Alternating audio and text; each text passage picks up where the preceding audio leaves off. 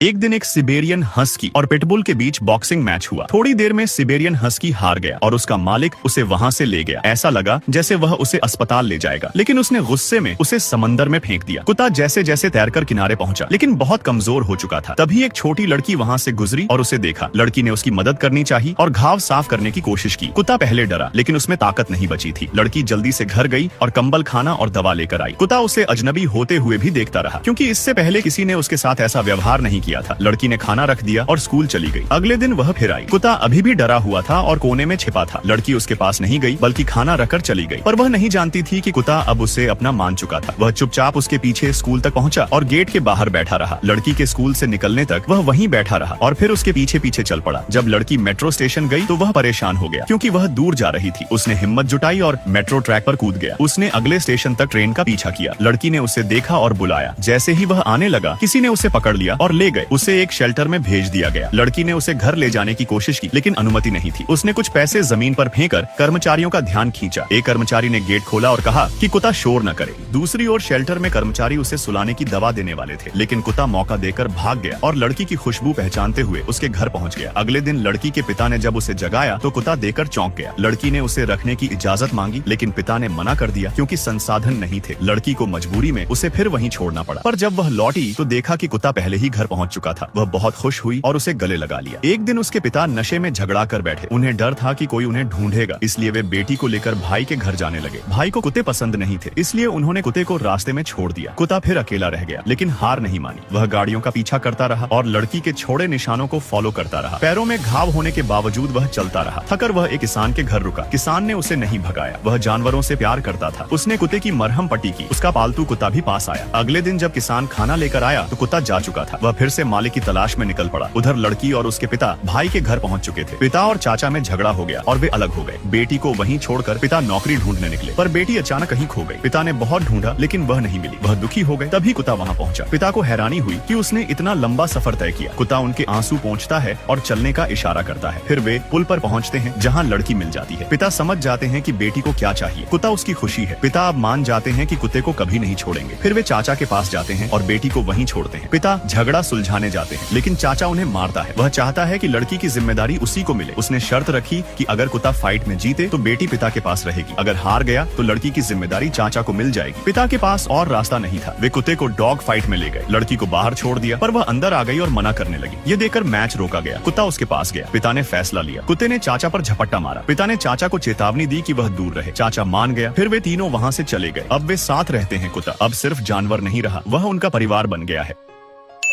एक माँ